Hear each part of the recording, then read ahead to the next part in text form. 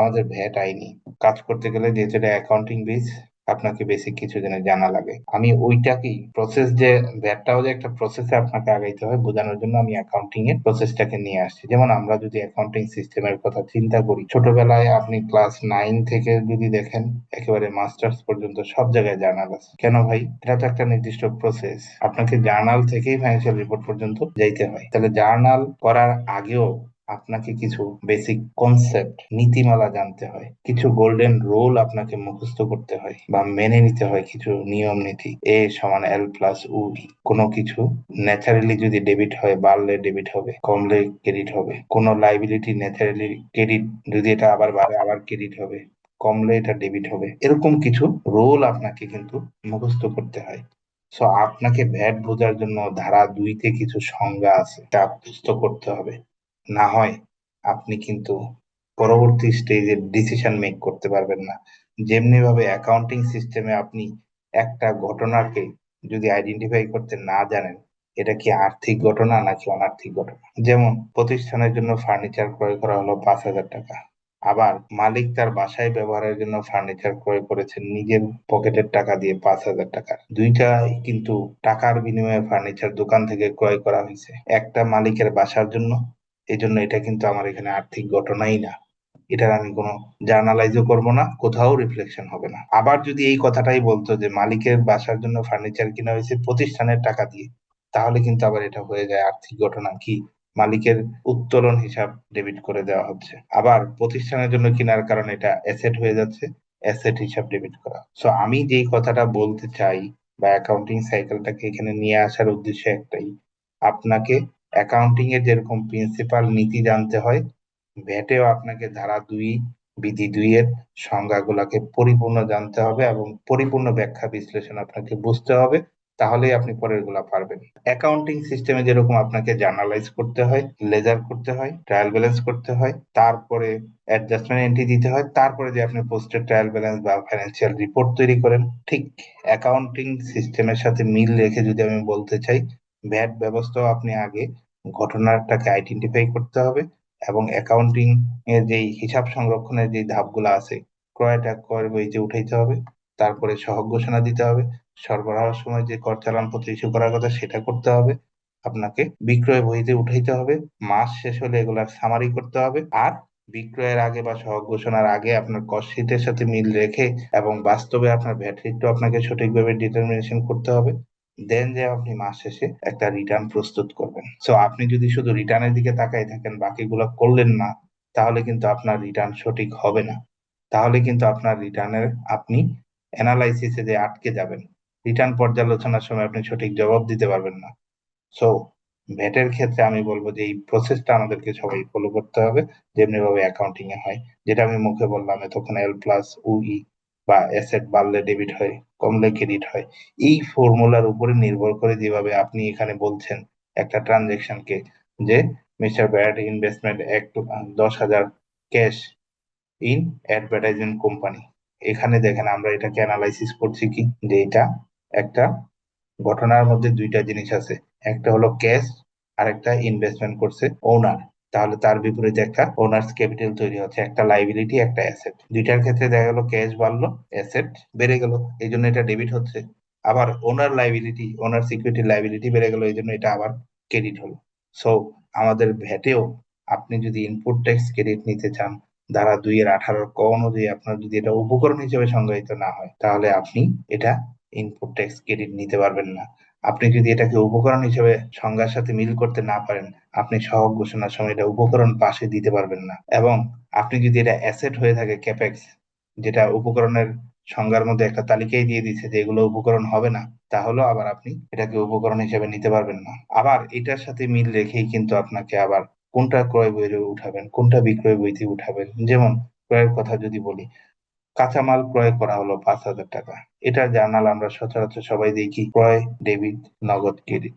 আবার যদি বলি যে ফার্নিচার ক্রয় করা হলো 5,000 টাকা, তাহলে জার্নাল হয়ে যায় ফার্নিচার ডেবিট, ক্যাশ ক্রেডিট। কারণ একটা আমার মূলধনী অ্যাসেট আর একটা মুনাফা জাতীয় অ্যাসেট, বা একটা আমার স্থায়ী সম্পত্তির সাথে জড়িত, আরেকটা আমার কস্ট অফ গুডসেলের সাথে জড়িত। তাহলে আপনাকে সহ ঘোষণার সাথেও তখন কিন্তু আইডেন্টিফাই করতে হয় কোনটা আমার ক্রয়, কোনটা আমার উপকরণ, ওই উপকরণটাই আমাকে আবার 6.1-এ উঠাইতে হয়। সো এই জিনিসগুলোই আমরা সামনে আরো ক্লিয়ার হব। আমাদের অ্যাকাউন্টিং যেরকম একটা নির্দিষ্ট পলিসি বা একটা বিজ্ঞান, সে একটা রোলের মধ্যে থাকে, ভ্যাটটাকেও যদি আপনি একটা ফর্মুলা বা একটা বিজ্ঞানের মধ্যে নিয়ে আসতে পারেন, একটা ফর্মুলার মধ্যে নিয়ে আসতে পারেন, আপনার কাজটা অনেক সহজ হবে। তো তারপরে যদি আমরা দেখি যে এখানে আরো একটা ঘটনা দেওয়া আছে, এটা আপনারা একটু দেখে নেবেন। আলটিমেট অ্যাকাউন্টিং এর ডাটাটা ইউজার কারা? অ্যাকাউন্টিং এর ডাটা বলতে কি বোঝাই, যে একটা প্রতিষ্ঠান ফাইন্যান্সিয়াল রিপোর্ট তৈরি করলে এটা কে দেখতে চায়? ম্যানেজমেন্ট দেখতে চায়, এইচআরও মাঝে মাঝে দেখতে চায়, ফাইন্যান্স টিম তো অবশ্যই দেখে, মার্কেটিং টিমও এটা প্রয়োজন হয় ইন্টারনালি।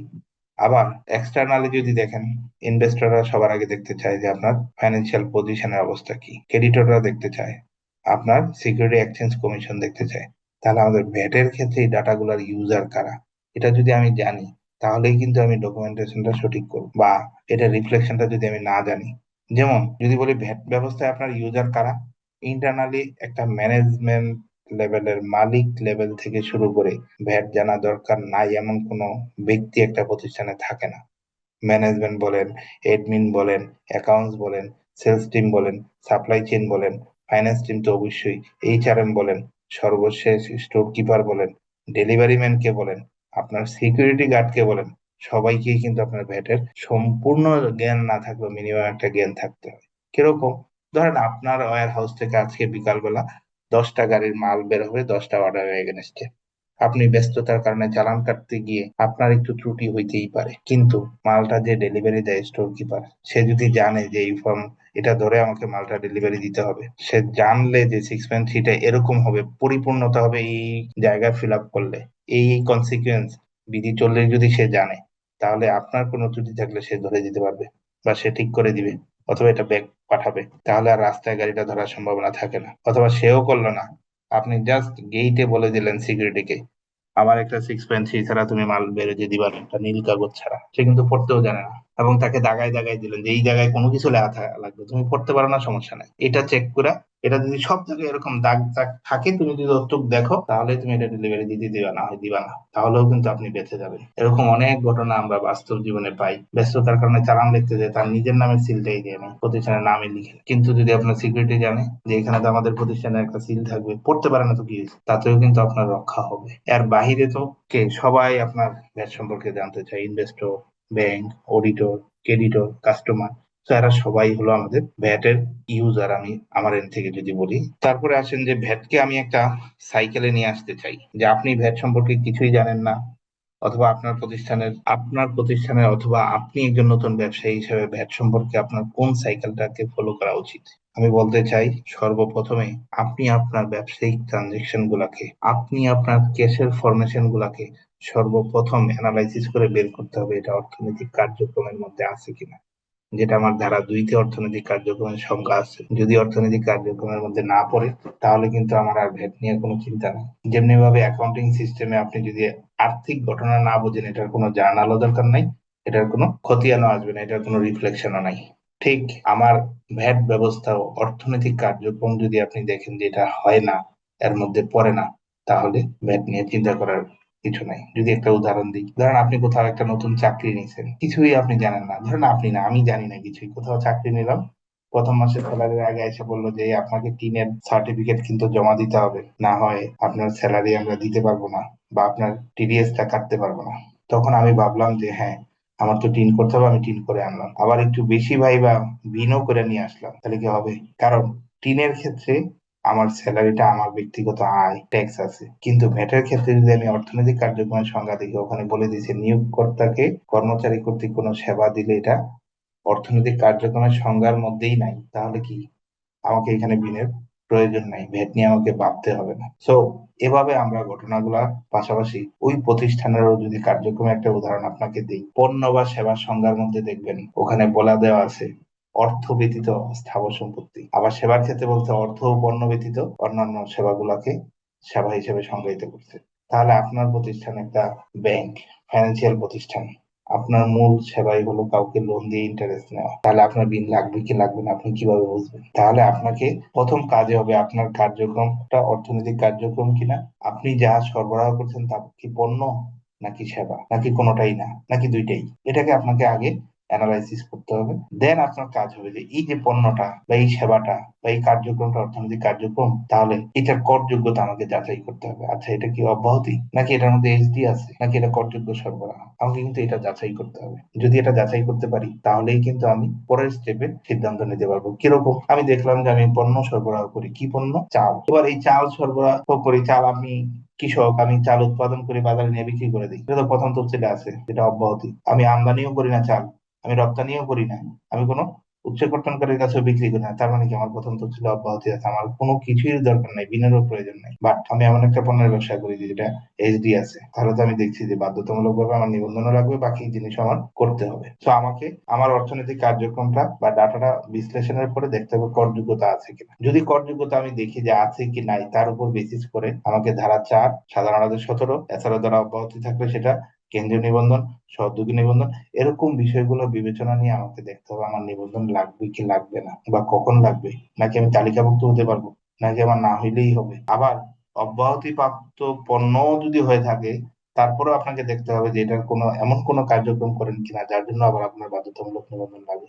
যেমন আপনি চালের ব্যবসা করেন, কিন্তু চাল তো আপনি আমদানি করেন অথবা রপ্তানি করেন, সেক্ষেত্রে তো বাধ্যতামূলক নিবন্ধন ছাড়া আপনি আমদানি রপ্তানি করতে পারবেন না। আপনি তো পানের ব্যবসা করেন, কিন্তু করেন হলো Dhaka city corporation area Bashundhara shopping কমপ্লেক্সের ভিতরে একটা কর্নারের দোকানে আপনি পান বিক্রি করেন, আপনারটা অব্যাহতি, কিন্তু সাধারণ আদেশে বলছে আপনার বাধ্যতামূলক নিবন্ধন না। তাহলে আমাদেরকে কর যোগ্যতাও যাচাই করতে হবে, পাশাপাশি নিবন্ধনের যে শর্তগুলো আছে এগুলোও যাচাই করে আমাকে সিদ্ধান্ত নিতে হবে যে হ্যাঁ, আমার নিবন্ধন যোগ্যতা আছে, আমি নিবন্ধন নিচ্ছি। তাহলে কি হলো, অ্যাকাউন্টিং সিস্টেমের সাথে যদি বলি, আপনি আর্থিক ঘটনাটাকে আইডেন্টিফাই করলেন এবং দেখলেন এটা কি অ্যাসেট নাকি লাইবিলিটি, তারপরে আপনি সিদ্ধান্ত নিলেন যে না, এটা আর্থিক ঘটনা, এটা অ্যাসেট, এটা রিফ্লেকশন আমার অ্যাকাউন্টিং সিস্টেমে আসবে। তাহলে আমার অতটুকু কাজই হলো ভ্যাট সাইকেলের মধ্যেও যে তথ্যপত্র বিশ্লেষণ করা, করযোগ্যতা যাচাই করা, নিবন্ধন যাচাই করা, অতটুকু হলো একেবারে প্রাইমারি একটা কাজ। তারপরে আপনার কাজ হবে কি, পণ্য ক্রয় করা। যদি আপনি ক্রয় করেন, তাহলে প্রথম কাজে হবে এটা আপনি ক্রয় বইতে উঠাইতে হবে। যেহেতু আপনি নিবন্ধন নিয়েছেন,